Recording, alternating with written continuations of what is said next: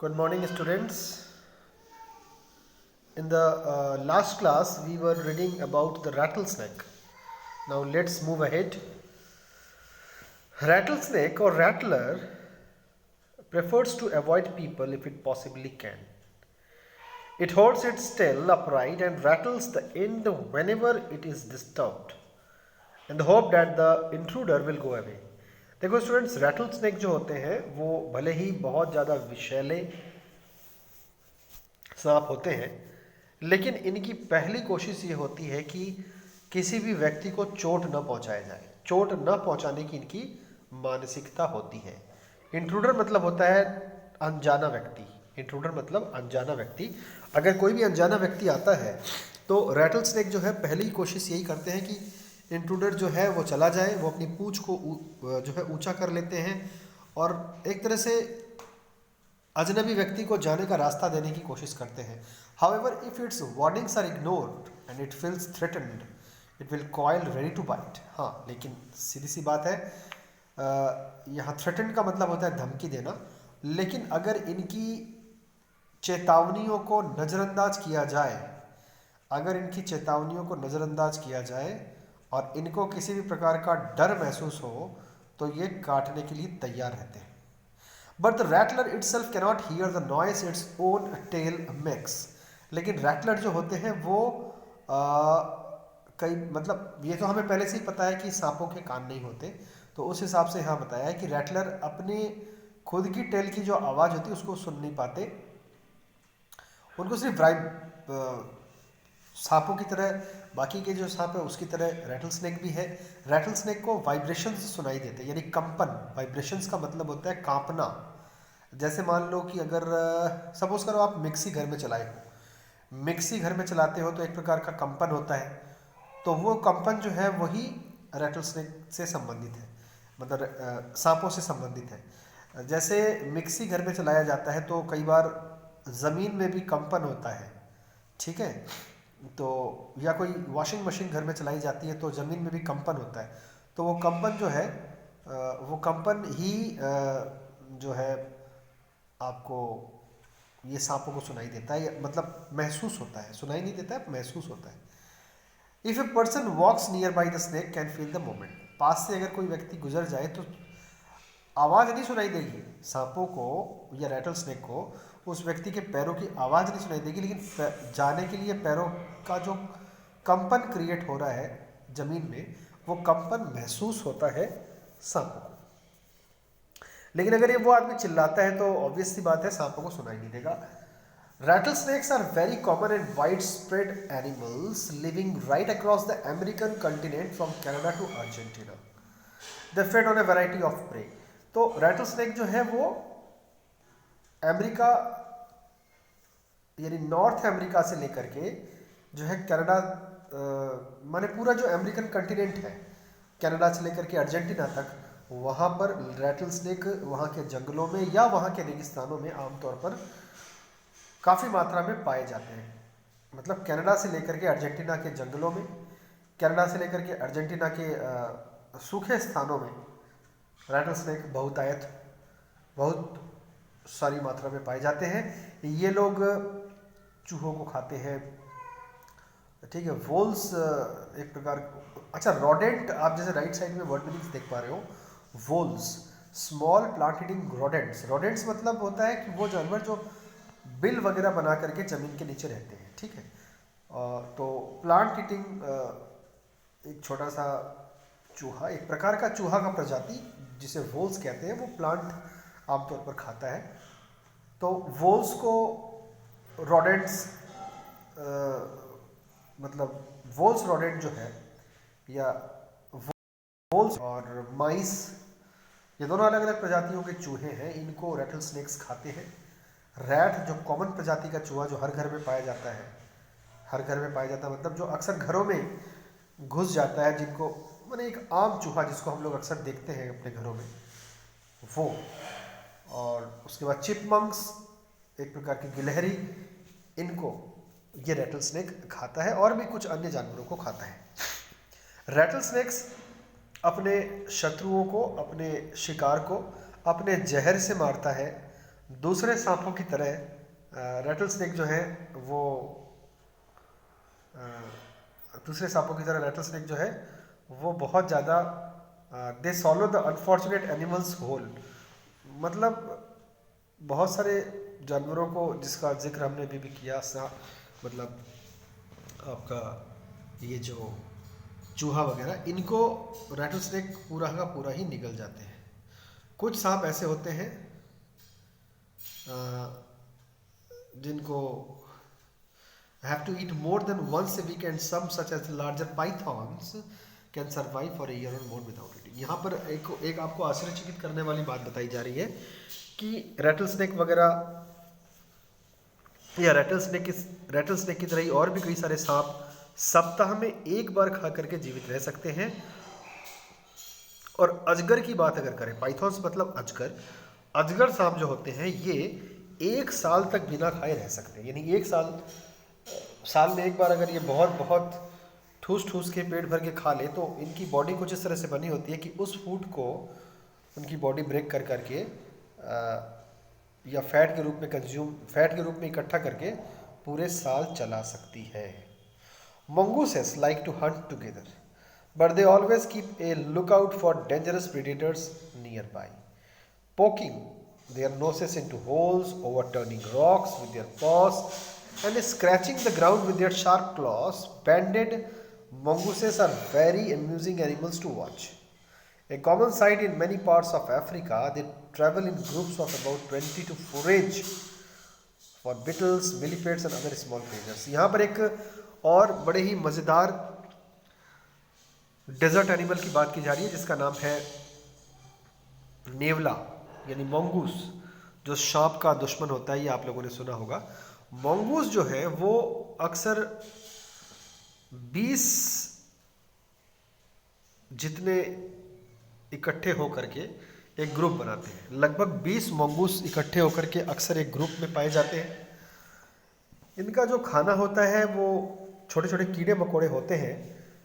ये 18-20 की मात्रा में एक साथ ग्रुप बना करके यहाँ वहाँ अपने शिकार की तलाश में घूमते हैं और इस चक्कर में वो बहुत सारे बिलों में, मिट्टी में बने हुए बिलों में अपनी नाक से सूंघने की कोशिश करते हैं, पत्थरों को उलट पुलट करते हैं अपने पंजों से और इस तरह से वो बहुत विचित्र लगते हैं, बड़े मज़ेदार लगते हैं जब वो होल्स में अपना नाक डाल करके सूंघते हैं या पत्थरों को उलट पुलट करते हैं। तो उनका जो एक्टिविटी है वो बड़ा ही मज़ेदार लगता है। अम्यूजिंग मतलब होता है मज़ेदार लगना।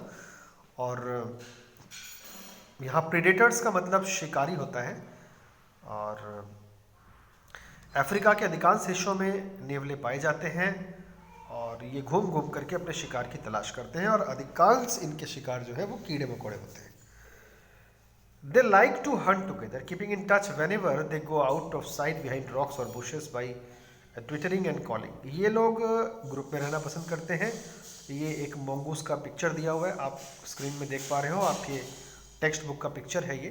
तो मंगूस जो है वो ग्रुप में रहना पसंद करते हैं। अगर कहीं किसी जो है पत्थर के पीछे जाते हैं या कहीं किसी पत्थर के पीछे या किसी झाड़ियों के पीछे जाते हैं, अगर खुद किसी शिकार के पीछे, तो ये बीच बीच में अच्छा ट्विटरिंग एंड कॉलिंग मीन्स जो twittering is a sound, special sound created by animals, calling is also their own sound. तो ये अलग अलग प्रकार का साउंड क्रिएट करके अपने साथियों को समय समय पर बताते रहते हैं कि हम यहाँ हैं। Always on the look out for danger, hawks, eagles and large snakes. They warn one another with a special alarm call if they spot anything suspicious।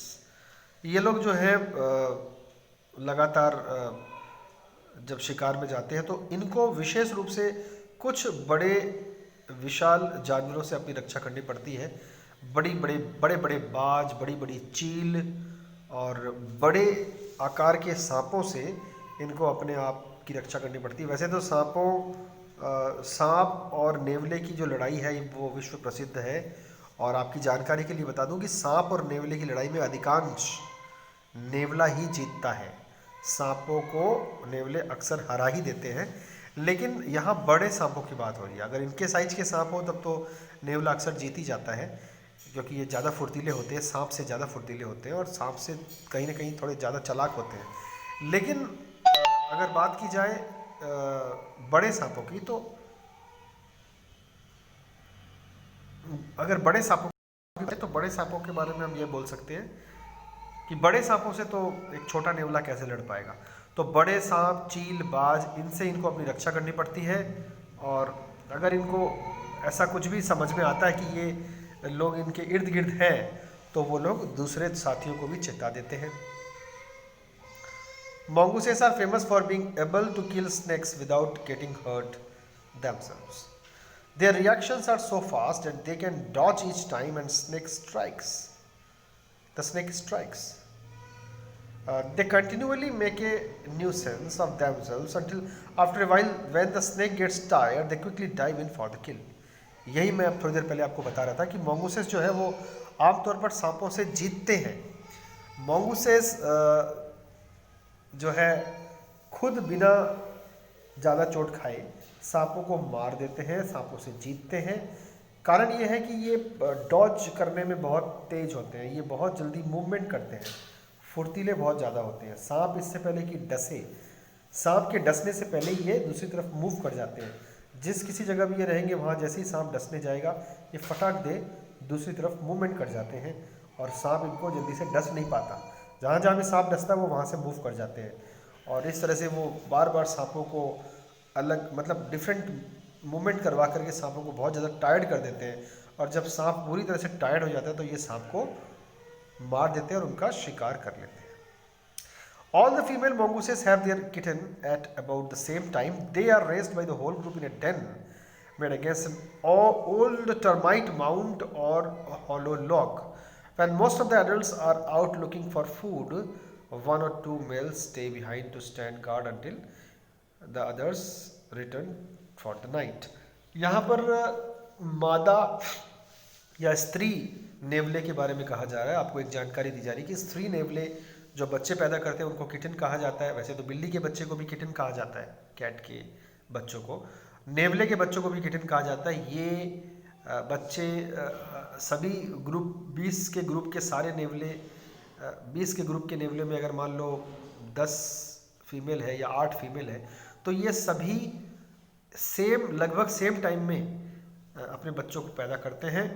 और ये लोग घर जो है वो या तो एक खोखले लॉग का मतलब हो गया किसी पेड़ का तना, सूखा तना, किसी पेड़ के कटे हुए सूखे तने में, या तो ये खोखले सूखे तने में या तो ये अपना घर बनाते हैं, या फिर दीमक के द्वारा बनाए गए मिट्टी के घर में भी ये अपना घर बनाते हैं। जहाँ पर दीमक जिस घर को छोड़ के जा चुके हैं उस पुराने दीमक के घर को, उस पुराने दीमक के पहाड़ नुमा मिट्टी के घर को ये अपना घर बनाते हैं। या जैसे कि अभी भी मैंने बताया कि सूखे खोखले जो है कटे हुए लकड़ी के तने में ये रहते हैं, अपना घर बनाते हैं।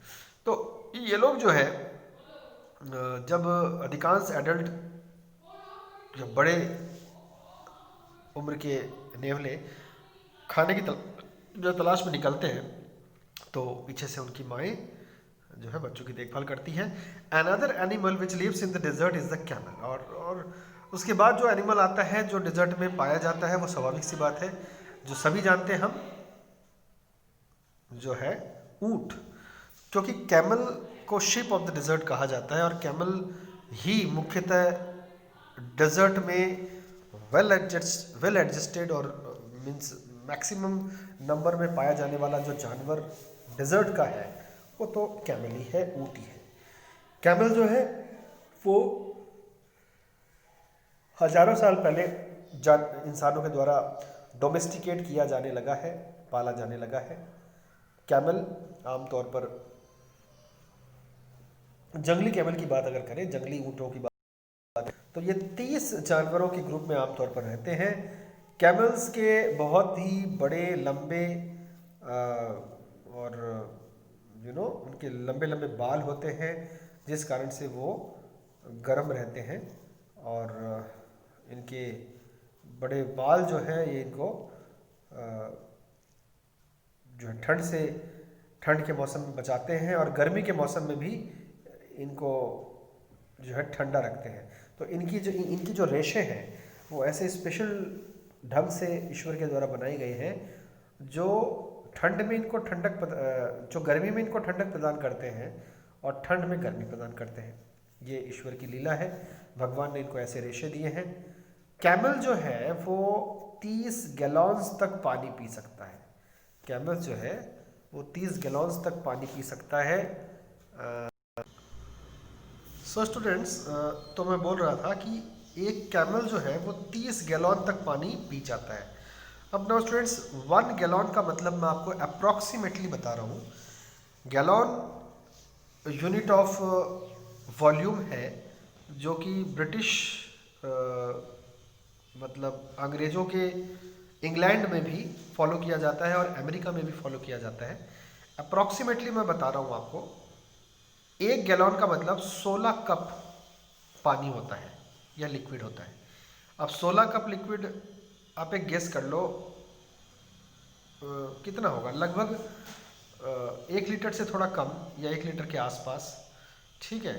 तो 30 गैलॉन पानी का मतलब आप लगभग 25 से 30 लीटर ही मान लो। 25 से 30 लीटर पानी एक प्यासा जो है ऊंट पी सकता है। और यहाँ पर लिखा है इट्स अबाउट 500 फुल ग्लासेस। ये लगभग 500 फुल ग्लासेस होंगे, या मैंने आपको लीटर में बताया लगभग 25 से 30 लीटर तक होंगे। और 10 मिनट में ये पूरा 25 से 30 लीटर पानी 10 मिनट में पी सकता है। हालांकि it gets all the moisture it needs from desert plants and can survive for up to 10 months without drinking any water at all। ये बहुत बड़ा आश्चर्य है। जैसे हमने थोड़ी देर पहले पढ़ा था कि अजगर 1 साल तक बिना कुछ खाए जीवित रह सकता है, वैसे ही अगर हम लोग ऊंट की बात करें जो कि शिप ऑफ द डिजर्ट या डिजर्ट का राजा कहा जाता है या डिजर्ट का जहाज कहा जाता है, ये विशेष रूप से डिजर्ट का जो एनिमल है ये 10 महीने तक बिना पानी के जीवित रह सकता है। 2 प्रकार के कैमल होते हैं, एक को ड्रोमेडरी कहा जाता है जिसके एक सिंगल हम्प होता है जो कि आमतौर पर राजस्थान वगैरह इंडियन सब कॉन्टिनेंट में देखने को मिलता है, और दूसरा जो कैमल होता है उसको बैक्ट्रियन कैमल कहा जाता है जिसके 2 हम्प होते हैं। हम्प जो है यानी जो कुबड़ है ऊंट के पीठ पर, वो कुबड़ जो है ऊंट को